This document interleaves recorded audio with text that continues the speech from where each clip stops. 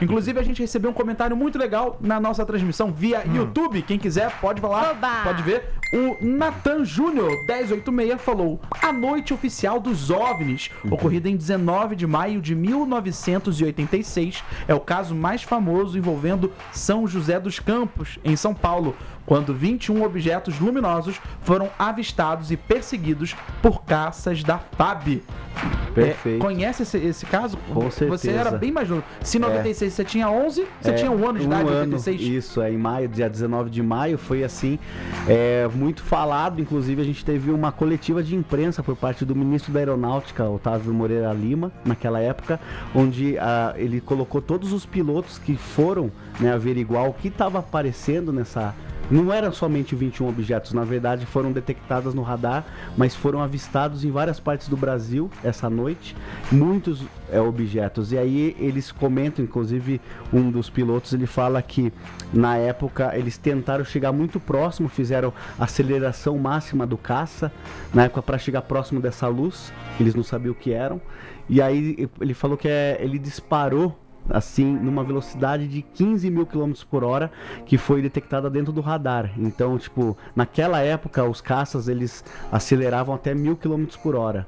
E, inclusive, teve um dos caças que iam tentar abater, né, que tinha... Inclusive, eles usavam a expressão Judite, que seria para atirar no objeto, mas foi negado na época.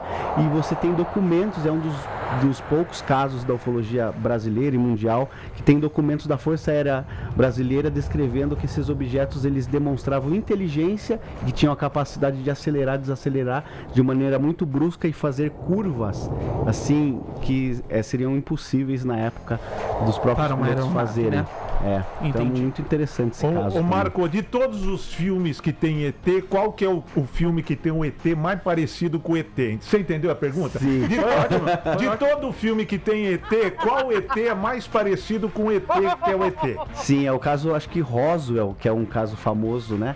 Do mundo, tem um filme que retrata aquela característica do ser, que é um Grey, que a gente fala que é uma tipologia, né? Existem várias tipologias, como você tinha perguntado aquela hora. O pessoal fala que tem parecido com insetos, tem parecido os cabeçudos, aí o pessoal fala que muitos aparecem com coletes, como se fossem humanoides, mas eu acho que o mais retrata a opinião pública, que a maioria das pessoas conhecem, é o Grey, e é um que aparece no caso do filme Roswell. Só para elucidar o pessoal que tá ouvindo a gente, o caso Roswell aconteceu em 1950, na década de 50, e foi um caso que realmente abalou geral, porque foi uma nave extraterrestre que caiu e foi apreendida, e depois dizem ter levado essa criatura para também um exame. Uma outra pergunta, que também tem curiosidade? Sim. Vamos supor que um dia os ETs resolvam entrar em contato com a gente, de verdade. O que você acha, de acordo com o que você estudou e conhece, você acha que essa conexão, esse contato vai ser amigável? Eles vão vir, já que eles são seres evoluídos, para nos ajudar com ensinamentos e ajudar o planeta Terra a evoluir? Ou eles vão escravizar geral? É verdade. Porque eu queria muito passar minhas férias em Júpiter. Eu queria que fosse amigável.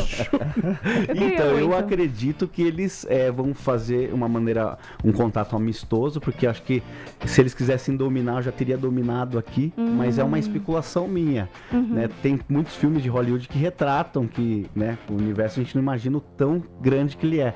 Aí veio uma tecnologia muito mais avançada, chega aqui, não tem, vamos dizer assim, não é tão bonzinho e poderia nos escravizar devido a essa questão, né, de eles serem mais avançados, terem soberania nessa questão de tecnologia, mas eu acho que já teria acontecido se fosse, né? Então eu acredito que eles fariam uma questão mais amistosa, seria um contato mais amistoso, e por parte do espiritismo, da ufologia mais mística, até de Chico Xavier, já comentava que a gente teria um avanço muito grande, que esses seres benevolentes nos ajudariam, inclusive na questão de saúde, na evolução, né, de doenças. Então, vamos ver, né? E foi depois da data limite. Se o mundo não entrasse, palavras de Chico Xavier, se o mundo não entrasse em guerra, numa guerra principalmente a nuclear, até 19 de julho de 2019, nós seríamos agraciados com a visita de seres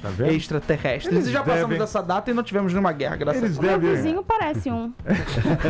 Eles devem olhar pra gente e falar gentalha, gentalha, gentalha. Eles devem achar que nós não valemos muito. Essa área 51 que tem nos Estados Unidos, todo mundo fala que é ET, que tem ET lá, mas o que é a área 51? É coisa militar? O que é? Sim, é uma base, né, militar. Tanto que a área 51, na época que ela foi criada, os Estados Unidos tinha 50 estados. Aí eles fizeram um codinome, 51º estado, porque de ser tão grande, fica numa área de Nevada, né, no estado de Nevada.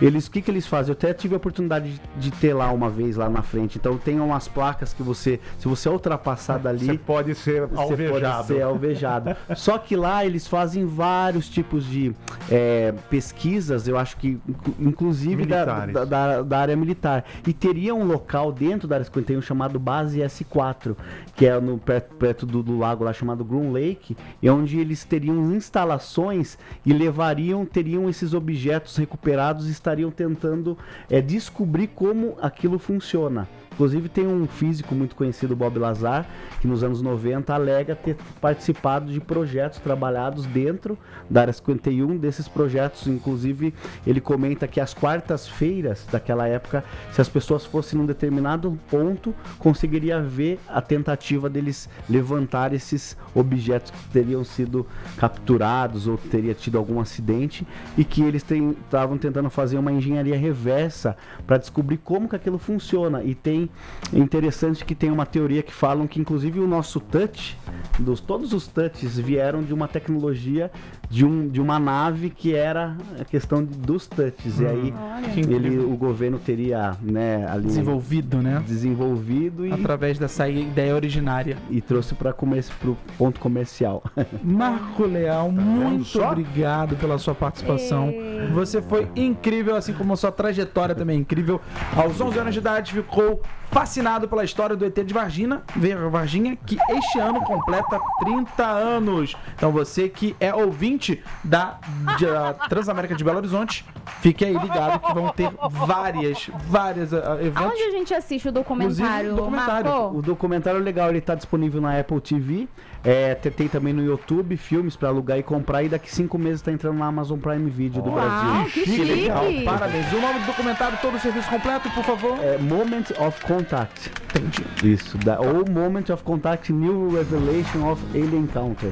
Obrigado, Marco. Bom, nós vamos para um rápido intervalo, é rápido mesmo. Daqui a pouquinho a gente volta com mais notícias e diversão aqui no Sobremesa. Não sai daí.